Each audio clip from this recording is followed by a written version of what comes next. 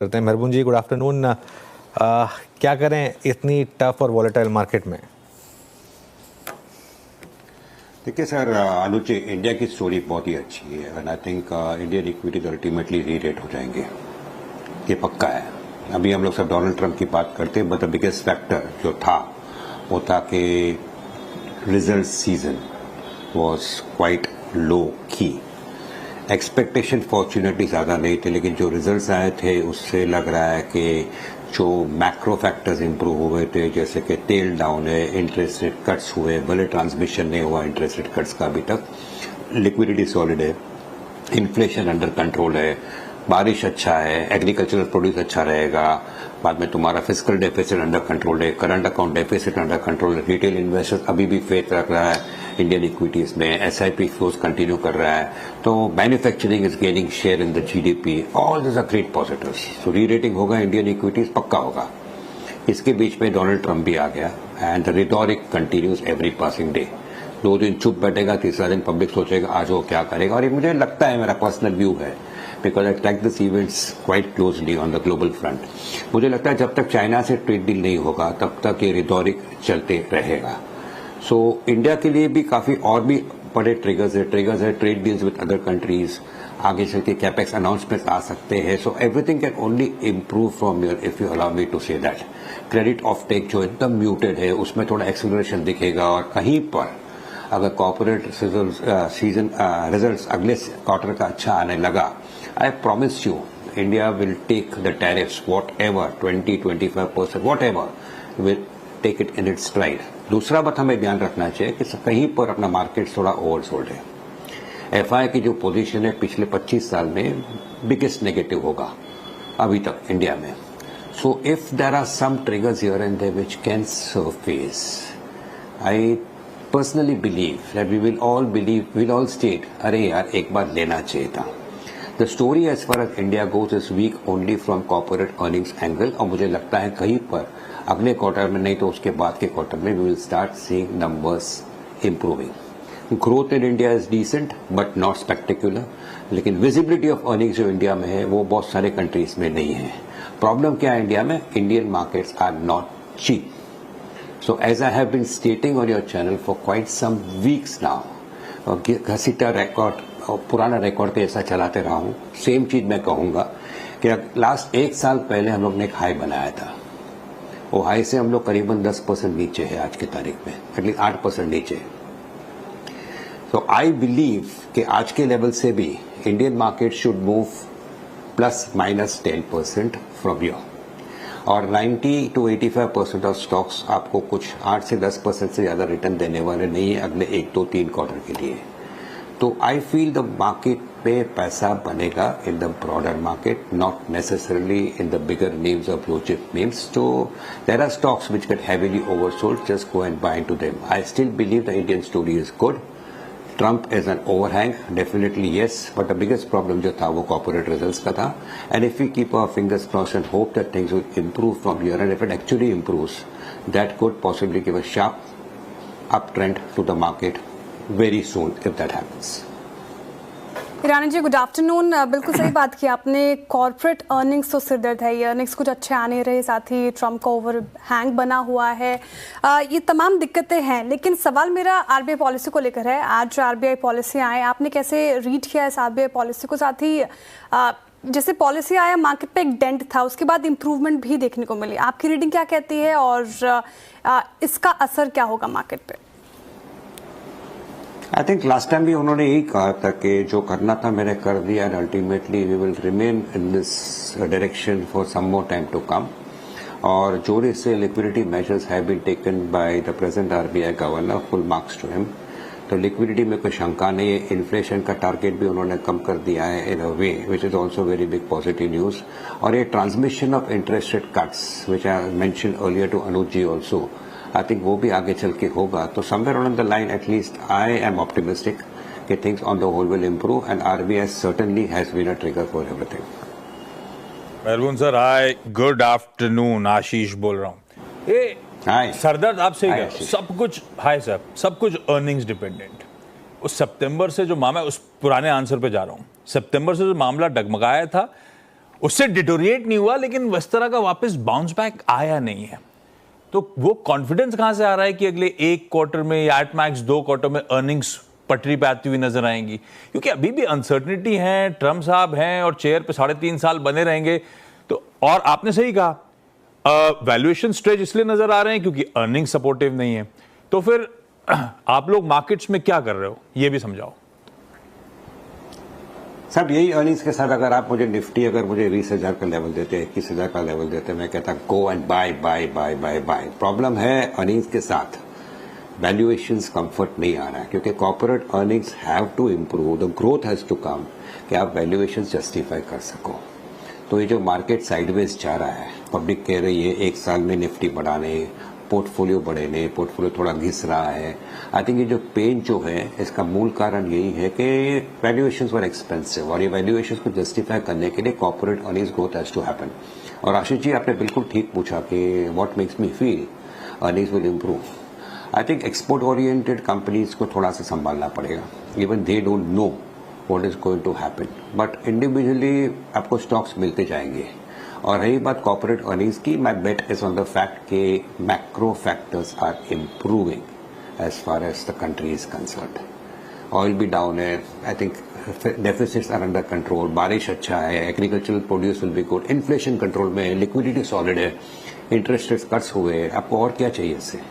Now all this could have been very big negatives and they are very big positives, but it's not by India. मैं फिर से बोलता हूँ, it's not by India because Indian markets by and large have extrapolated earnings. Research analysts in their wisdom have extrapolated कि पिछली बार इतना growth आया था, अब भी इस बार आएगा, ये होगा, इसका P ratio ये होगा. The problem is somewhere there has been a slowdown in earnings. Credit offtake has not picked up. Corporates have not invested big money. आपके वैल्यूएशन महंगे हैं, public corporates are raising money in preferential issue of allotment rather than going to banks and borrowing money. So there are problems here and there. But कहीं पर someday it will get tackled. Important ये है कि earnings are still continuing at a slower pace. So if there is some improvement in the earnings growth, I promise you that the market will recognize it. अच्छा, श्रेया के जवाब में आपने कहा था ब्रॉडर मार्केट्स, उसमें स्टॉक्स आइडेंटिफाई करो। कुछ लोग कहते हैं कि ब्रॉडर मार्केट्स वैल्यूएशन स्ट्रेच्ड हैं वीजा वी लार्ज कैप्स के। इस तरह की अनसर्टनिटी के बीच में सेफ्टी लार्ज कैप्स में, आपने ब्रॉडर मार्केट्स की वकालत करी, mid cap small cap space की वकालत करी। क्या आपको कुछ पॉकेट्स में कंफर्ट नजर आ रहा है मेहरबून साहब? और आ रहा है तो थोड़ा सा हमारी मदद कर दीजिए, कौन सी पॉकेट्स हैं जो आपको कंफर्ट दे रही हैं? आशीष, मुझे लग रहा था कहीं पर आप इस सवाल का आप ये सवाल अलग से पूछोगे, आपने पूछा भी है। उसका जवाब ये है कि ब्रॉडर मार्केट्स का मतलब क्या है। It is really 95-97% of stocks listed को आप ब्रॉडर मार्केट कहोगे। ब्रॉडर मार्केट्स महंगे हैं। I think certainly yes, quite a few stocks and quite a few sectors में पी रेशियो 60, 70, 80 के हैं। तो ये मार्केट रहेगा स्टॉक्स स्पेसिफिक, ये मार्केट रहेगा जहां पे आपको बहुत मेहनत करना पड़ेगा to identify those few pockets of opportunities जहां पे आपको पैसे मिलेंगे। उदाहरण, आपको लगता है एक स्टॉक अच्छा है और यहां से 10% घट सकता है, लेकिन आखिर में 15% देगा, 50% छोड़िए। Do you feel Nifty will 15% higher from your? If not, then that is the stock for you to buy. Blue chips में कंफर्ट आती है, ना नहीं कहता हूं। आज आपके पास इन्फोसिस है या हिंदुस्तान लीवर है या टीसीएस है और आपको पिछले 2 साल में कोई रिटर्न दिया नहीं, आप कंप्लेंट नहीं करते हो।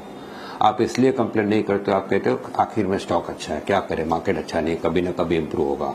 लेकिन आपके पास ब्रॉडर मार्केट के 4-5 स्टॉक होंगे और कहीं पर मार्केट 5-10% लुढ़केगा, तो ये स्टॉक्स आपके 15-20% लुढ़केंगे और आप शिकायत करोगे, अरे मैंने क्या खरीदा, आपने क्या बोला था ये। So that is the disadvantage which people have. तो frontline stocks, blue chip stocks कहने के लिए अच्छे हैं, they are well respected names, पर आपको ज्यादा पैसा मिलने वाला नहीं है from here because of challenges in front of the global economy as well as the Indian economy. तो at the levels at which they are, the valuations at which they are, यहाँ से 5-7-8% बढ़ा, उसके लिए मैं मार्केट में invest नहीं कर रहा हूँ। मैं इन्वेस्ट कर रहा हूँ to earn possibly more than the inflation rate of this country, the GDP growth rate of this country, and ultimately earn more than the FD rate of this FD rate जो मुझे मिलता है. So I want a return of at least 10, 15, 12, 20% from the Indian markets over the next 1.5 years, which is challenging. But that will happen only if you buy good quality, solid stocks in the broader market and not necessarily in the blue chips. Blue chips में चमुंदा stock like मैं कहता हूँ Bharti Airtel has given returns, Larsen and Toubro has given returns, but those are few and far between. The opportunity will come in the large basket called mid caps and small caps, जहाँ पे आप 10, 15, 20 नाम अच्छी तरह परखो और रखो. So even if they falter by 5-10% and ultimately end up giving you a 15-20% return on the upside, that is good enough. Okay Irani ji, आपने कहा 10 to 15% तक के जहाँ पे रिटर्न मिले वहाँ पर आपको हाथ लगाना चाहिए. वो कौन सा स्पेस होगा? स्टॉक स्पेसिफिक आप नहीं हो पाते हैं, पिछली दफ़ा भी हमसे चर्चा के दौरान आपने ये बात कही थी, लेकिन सेक्टर स्पेसिफिक अगर आप हो पाए, जैसे कि आज अगर आप देखें कंजम्पशन स्पेस में बाइंग है, Asian paints, Indigo, Trent, Titan जैसे स्टॉक्स थोड़ा बहुत ठीक ठाक परफॉर्म कर रहे हैं कंसिडरिंग जब मार्केट इतना ख़राब हो. तो क्योंकि अब ग्लोबल अनसर्टेनिटी है तो डोमेस्टिक मार्केट में ही दाव लगेगा और कंजप्शन स्पेस एक ठीक ठाक स्पेस हो सकता है आपके लिए, या फिर कोई और स्पेस जो आपके रडार पर हो जहां पर 10 to 12% जो जिक्र किया आपने वहां पे रिटर्न एक्सपेक्टेड है. और मेहरून सर इसी को ऐड करता हूं, अगर मैं शिकायत ना करूं आपसे बाद में आके तो बता दोगे ना कुछ? I would say space wise मैं कहूँगा कि फाइनेंशियल्स जहाँ पे आई थिंक 25% वेटेज है निफ्टी का. I think despite the language of Bajaj finance, despite the language to some extent of Chola, कहते हैं प्रोविजंस बढ़ गया, सब बैंक्स के प्रोविजन बढ़ गए, but you don't see the results of banks on a quarter to quarter basis. उदाहरण मैं देता हूँ, आप कहते हो एनपीए 0.1% बढ़ा प्रोविजन, या क्रॉस जीएनपी थोड़ा बढ़ा, तो are you expecting that all this things will keep on going down and become zero one day? ऐसा नहीं होता है. तो to state that the results were very bad it's not very fair. तो मैं कहूँगा financials is one space which will keep me excited. Challenges है, challenges इसलिए कि deposit growth has slowed down, even the credit offtake has slowed down, जहाँ पे मुझे hope है कि ultimately it will start picking up pace because there is a structural shift which is happening. I believe credit offtake will accelerate. There will be increased activity हो रही है corporate bond market में, which is a clear indicator that things will ultimately improve. तो space में मैं financials को support करूँगा. दूसरा एक space है, वरिंदर जी हमेशा पूछते हैं मुझे, but I always had a reserved view, लेकिन कहीं पर मुझे लगता है FMCG जो बड़े नाम है, बड़े दिग्गज नाम है, नेस्ले है, लीवर है एंड ऑल, वहाँ पे मुझे लगता है डाउनसाइड अभी है ही नहीं ज़्यादा. And ultimately things will improve, and I promise you analysts will come out with buy reports on these companies in the next 1 or 2 months because of the levels at which they are attractive. Industrials में I still continue to like some select capital goods name. उदाहरण like a Kirloskar Group which I have been consistently stating for the last many years. With clear disclosure I am holding it, no intent to sell it. And even somewhere along railways में जो risk से correction आया है, आधे हो गए भाव काफ़ी सारे स्टॉक्स के, एक्टिविटी चालू है, ministers continuing to work, lot of things are going to happen in the railway, so that can also provide a decent bet. So I would say investors have to concentrate on sectors here and there, but specially on individual stocks जो खट करके घटे हुए, अभी घटने का बंद हुआ है, स्टोरी इंटैक्ट है, वैल्यूएशन अट्रैक्टिव हुआ है, थोड़ा सा पेशेंस रखकर if you buy, money is there to be made despite overall challenges in front of India and the world right now. बढ़िया वेडनेसडे, मिशन अकम्प्लिश्ड. मेहरबून सर ने बढ़िया बढ़िया स्टॉक के नाम दिए. मैं रिकैप करता हूँ, लेकिन मेहरबून सर आपने फाइनेंशियल्स मेंशन करा, ना कि बैंक्स, एनबीएफसीज के नाम लिए. बैंक्स इसीलिए आप हटा रहे हो क्योंकि शायद एक क्वार्टर ऑफ मार्जिन प्रेशर बचा हुआ है, इनके लिए आरबीआई का कट एनबीएफसी के लिए सीधे पर्कुलेट होकर आगे फायदा ही दे रहा होगा, तो एनबीएफसी ज्यादा बेहतर प्लेस वीजा वी बैंक्स, ऐसा है क्या? सर आई थिंक हमें ध्यान देना चाहिए कि जो एमएसएमई स्पेस है वहाँ पे स्ट्रेस है. Let's not forget about it. Provisions बढ़ते हैं because somewhere there is a worry कि आगे चल के डिफॉल्ट्स तो शुरू नहीं होगा. There are challenges. Banks have acknowledged it. Conference calls में भी banks ने accept कर दिया है. But when you make provision, आप conservative हो. the provisions either get written back or they are out of the books completely. Let's keep our fingers crossed that not too many defaults are going to happen in the lower space. So I would say that despite these challenges, the way banks are disclosing their things and the way stocks have corrected, there is not too many reasons to be negative. रही बात NBFCs की, there are big solid names like Sundaram Finance या Cholamandalam या Bajaj Finance. So there are challenges for them also. उन लोग ने भी acknowledge किया. उसमें से name like Cholamandalam which have been consistently positive. And I've gone on recommending this because I'm holding it, no intent to sell it again. So ये सारे stocks है जहाँ पे आपको correction दिखता है, आपको समझ जाना चाहिए कि people are expecting the worst possible things and now it is refusing to fall. Go and buy it because the management quality which is there. And considering the demographics of India, I think this space has to grow going ahead. Okay Mehraboon sir, हमेशा अच्छा लगता है आपसे बातचीत करके. Thank you so much जुड़ने के लिए. Thank you. Thanks, same here. मेहरबून सर कह रहे हैं जो Same here. Pockets of interest हैं उसमें फाइनेंशियल से कोई बजाज फाइनेंस, कोई चोला, एफएमसीजी आने वाला समय बेहतर होगा. वैसे पॉकेट्स ऑफ ग्रीन एफएमसीजी में नजर आए थे कुछ नंबर्स में, कुछ ने डिसअपॉइंट करा, लेकिन